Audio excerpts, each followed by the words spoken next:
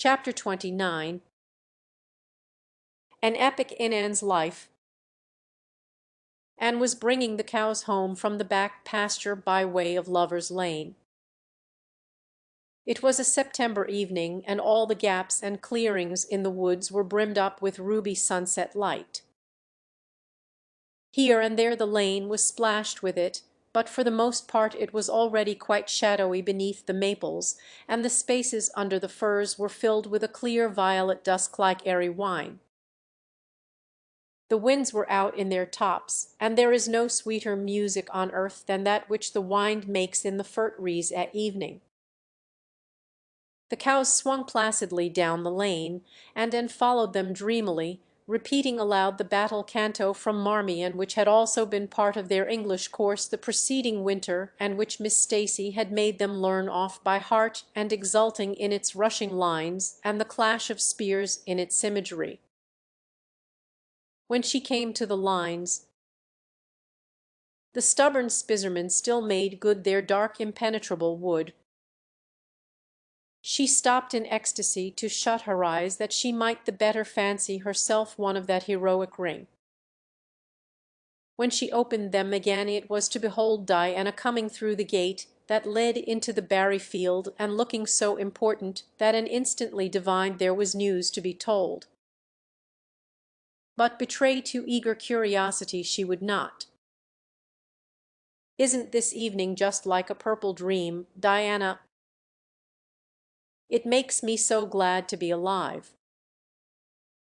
In the mornings I always think the mornings are best, but when evening comes I think it's lovelier still." "It's a very fine evening," said Diana, "but oh, I have such news, Anne." "Guess." "You can have 3 guesses." "Charlotte Gillis is going to be married in the church after all, and Mrs. Allen wants us to decorate it," cried Anne. "No. Charlotte's beau won't agree to that, because nobody ever has been married in the church yet, and he thinks it would seem too much like a funeral. It's too mean, because it would be such fun." "Guess again." "Jane's mother is going to let her have a birthday party." Diana shook her head, her black eyes dancing with merriment. "I can't think what it can be," said Anne in despair, "unless it's that Moody Spurgeon Macpherson saw you home from prayer meeting last night." "Did he?" "I should think not," exclaimed Diana indignantly. "I wouldn't be likely to boast of it if he did, the horrid creature." "I knew you couldn't guess it." "Mother had a letter from Aunt Josephine today, and Aunt Josephine wants you and me to go to town next Tuesday and stop with her for the exhibition." "There." "Oh, Diana," whispered Dan, finding it necessary to lean up against a maple tree for support, "do you really mean it?" "But I'm afraid Marilla won't let me go." "She will say that she can't encourage gadding about." "That was what she said last week when Jane invited me to go with them in their double-seated buggy to the American concert at the White Sands Hotel. I wanted to go, but Marilla said I'd be better at home learning my lessons, and so would Jane." I was bitterly disappointed, Diana.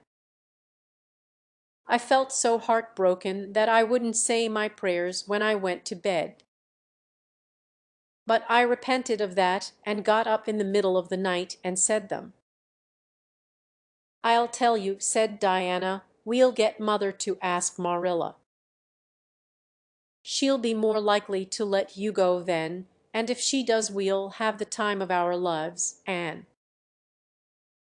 I've never been to an exhibition, and it's so aggravating to hear the other girls talking about their trips. Jane and Ruby have been twice, and they're going this year again. I'm not going to think about it at all until I know whether I can go or not," said Anne resolutely. If I did and then was disappointed, it would be more than I could bear. But in case I do go, I'm very glad my new coat will be ready by that time. Marilla didn't think I needed a new coat. She said my old one would do very well for another winter, and that I ought to be satisfied with having a new dress. The dress is very pretty, Diana navy blue and made so fashionably.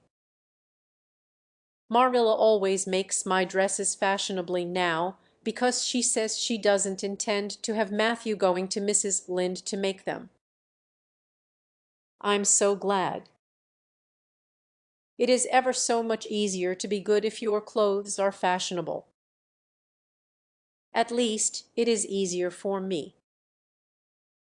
I suppose it doesn't make such a difference to naturally good people.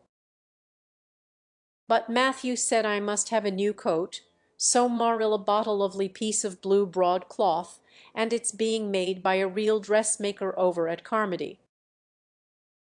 It's to be done Saturday night, and I'm trying not to imagine myself walking up the church aisle on Sunday in my new suit and cap, because I'm afraid it isn't right to imagine such things. But it just slips into my mind in spite of me. My cap is so pretty. Matthew bought it for me the day we were over at Carmody. It is one of those little blue velvet ones that are all the rage, with gold cord and tassels. Your new hat is elegant, Diana, and so becoming.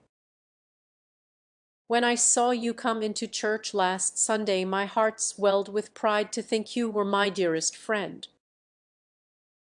Do you suppose it's wrong for us to think so much about our clothes? Marilla says it is very sinful. But it is such an interesting subject, isn't it? Marilla agreed to let Anne go to town, and it was arranged that Mr. Barry should take the girls in on the following Tuesday. As Charlottetown was 30 miles away and Mr. Barry wished to go and return the same day, it was necessary to make a very early start. But Anne counted it all joy, and was up before sunrise on Tuesday morning. A glance from her window assured her that the day would be fine, for the eastern sky behind the firs of the haunted wood was all silvery and cloudless. Through the gap in the trees a light was shining in the western gable of Orchard Slope, a token that Diana was also up. Anne was dressed by the time Matthew had the fire on and had the breakfast ready when Marilla came down, but for her own part was much too excited to eat. After breakfast the jaunty new cap and jacket were donned, and Anne hastened over the brook and up through the firs to Orchard Slope. Mr. Barry and Diana were waiting for her, and they were soon on the road. It was a long drive, but Anne and Diana enjoyed every minute of it. It was delightful to rattle along over the moist roads in the early red sunlight that was creeping across the shorn harvest fields. The air was fresh and crisp, and little smoke-blue mist scrolled through the valleys and floated off from the hills. Sometimes the road went through woods where maples were beginning to hang out scarlet banners, sometimes it crossed rivers on bridges that made Anne's flesh cringe with the old, half-delightful fear, sometimes it wound along a harbor shore and passed by a little cluster of weather-gray fishing huts, again it mounted to hills whence a far sweep of curving upland or misty blue sky could be seen, but wherever it went there was much of interest to discuss. It was almost noon when they reached town and found their way to Beechwood. It was quite a fine old mansion, set back from the street in a seclusion of green elms and branching beeches. Miss Barry met them at the door with a twinkle in her sharp black eyes. "So you've come to see me at last, you and girl," she said. "Mercy, child, how you have grown! You're taller than I am, I declare." And you're ever so much better looking than you used to be too. But I dare say you know that without being told." "Indeed I didn't," said Anne radiantly. "I know I'm not so freckled as I used to be, so I've much to be thankful for, but I really hadn't dared to hope there was any other improvement." "I'm so glad you think there is, Miss Barry." Miss Barry's house was furnished with great magnificence, as Anne told Marilla afterward. The two little country girls were rather abashed by the splendor of the parlor where Miss Barry left them when she went to see about dinner. "Isn't it just like a palace?" whispered Diana. "I never was in Aunt Josephine's house before, and I'd no idea it was so grand. I just wish Julia Bell could see this. She puts on such airs about her mother's parlor. Velvet carpet, side and luxuriables, and silk curtains. I've dreamed of such things, Diana. But do you know I don't believe I feel very comfortable with them after all. There are so many things in this room and all so splendid that there is no scope for imagination. That is one consolation. When you are poor there are so many more things you can imagine about." Their sojourn in town was something that Anne and Diana dated from for years. From first to last it was crowded with delights. On Wednesday Miss Barry took them to the exhibition grounds and kept them there all day. It was splendid, and related to Marilla later on. "I never imagined anything so interesting. I don't really know which department was the most interesting. I think I liked the horses and the flowers and the fancy work best. Josie Pye took first prize for knitted lace. I was real glad she did. And I was glad that I felt glad, for it shows I'm improving, don't you think, Marilla, when I can rejoice in Josie's success. Mr. Harmon Andrews took second prize for Grabenstein apples and Mr. Bell took first prize for a pig. Diana said she thought it was ridiculous for a Sunday school superintendent to take a prize in pigs, but I don't see why. Do you? She said she would always think of it after this when he was praying so solemnly. Clara Louise Macpherson took a prize for painting, and Mrs. Lynde got first prize for homemade butter and cheese. So Avonlea was pretty well represented, wasn't it? Mrs. Lynde was there that day, and I never knew how much I really liked her until I saw her familiar face among all those strangers. There were thousands of people there, Marilla. It made me feel dreadfully insignificant. And Miss Barry took us up to the grandstand to see the horse races. Mrs. Lynde wouldn't go. She said horse racing was an abomination, and, she being a church member, thought it her bounden duty to set a good example by staying away. But there were so many there I don't believe Mrs. Lynde's absence would ever be noticed. I don't think, though, that I ought to go very often to horse races, because they are awfully fascinating. Diana got so excited that she offered to bet me 10 cents that the red horse would win. I didn't believe he would, but I refused to bet, because I wanted to tell Mrs. Allen all about everything, and I felt sure it wouldn't do to tell her that. It's always wrong to do anything you can't tell the minister's wife. It's as good as an extra conscience to have a minister's wife for your friend. And I was very glad I didn't bet, because the red horse did win, and I would have lost 10 cents. So you see that virtue was its own reward.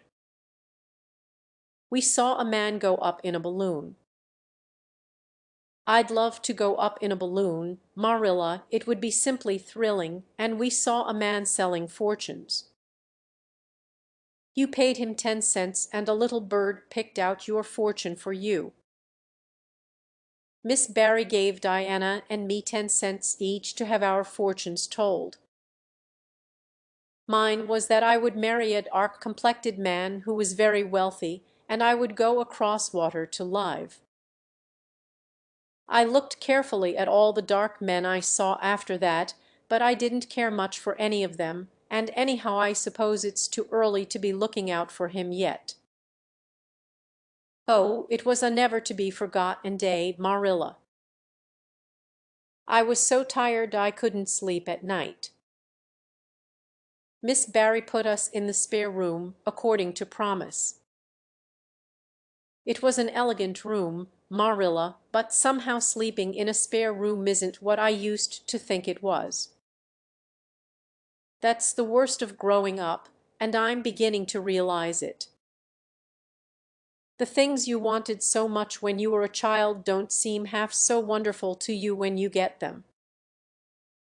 Thursday the girls had a drive in the park, and in the evening Miss Barry took them to a concert in the Academy of Music, where a noted prima donna was to sing. 2 and the evening was a glittering vision of delight.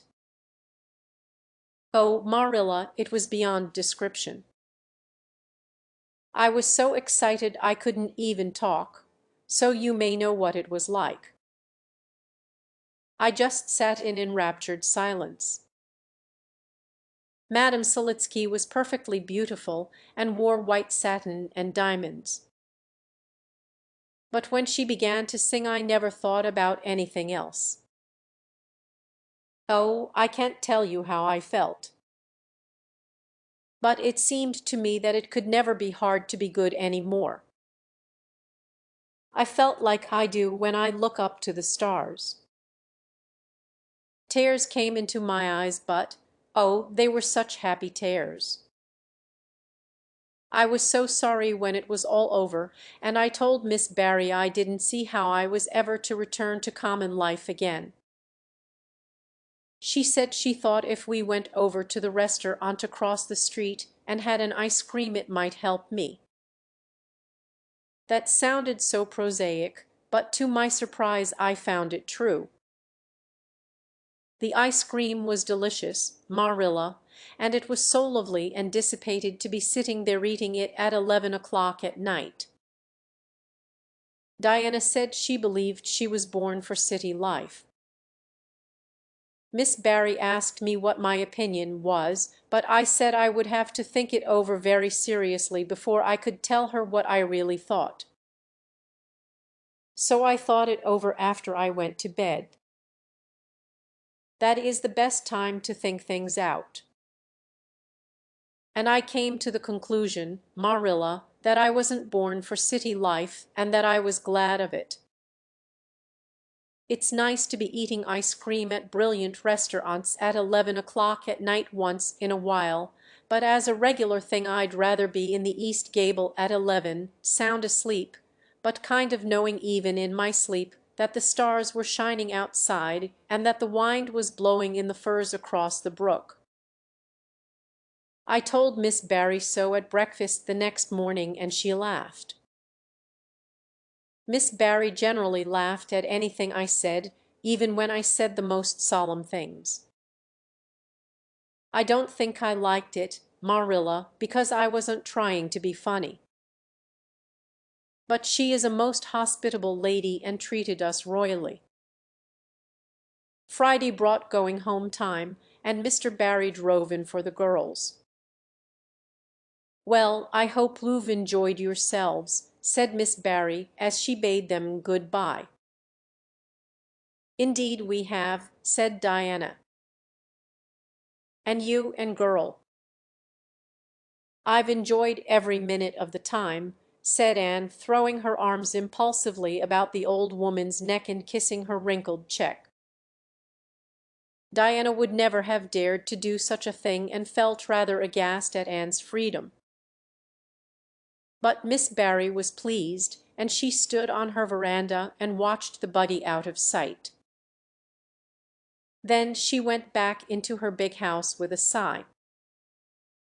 It seemed very lonely, lacking those fresh young loves. Miss Barry was a rather selfish old lady, if the truth must be told, and had never cared much for anybody but herself. She valued people only as they were of service to her or amused her, and had amused her, and consequently stood high in the old lady's good graces. But Miss Barry found herself thinking less about Anne's quaint speeches than of her fresh enthusiasms, her transparent emotions, her little winning ways, and the sweetness of her eyes and lips. "I thought Marilla Cuthbert was an old fool when I heard she'd adopted a girl out of an orphan asylum," she said to herself, "but I guess she didn't make much of a mistake after all. If I'd a child like Anne in the house all the time, I'd be a better and happier woman." Anne and Diana found the drive home as pleasant as the drive in pleasanter, indeed, since there was the delightful consciousness of home waiting at the end of it. It was sunset when they passed through White Sands and turned into the shore road. Beyond, the Avonlea hills came out darkly against the saffron sky. Behind them the moon was rising out of the sea that grew all radiant and transfigured in her light. Every little cove along the curving road was a marvel of dancing ripples. The waves broke with a soft swish on the rocks below them, and the tang of the sea was in the strong, fresh air. "Oh, but it's good to be alive and to be going home," breathed Anne. When she crossed the log bridge over the brook, the kitchen light of Green Gables winked her a friendly welcome back, and through the opened door shone the hearth fire, sending out its warm red glow athwart the chilly autumn night. And ran blithely up the hill and into the kitchen, where a hot supper was waiting on the table. "So you've got back," said Marilla, folding up her knitting. "Yes, and oh, it's so good to be back," said Anne joyously. "I could kiss everything, even to the clock." "Marilla, a broiled chicken? You don't mean to say you cooked that for me?" "Yes, I did," said Marilla. "I thought you'd be hungry after such a drive and need something real appetizing. Hurry and take off your things, and we'll have supper as soon as Matthew comes in. I'm glad you've got back, I must say. It's been fearful lonesome here without you, and I never put in for longer days." After supper Anne sat before the fire between Matthew and Marilla and gave them a full account of her visit. "I've had a splendid time," she concluded happily, "and I feel that it marks an epoch in my life. But the best of it all was the coming home.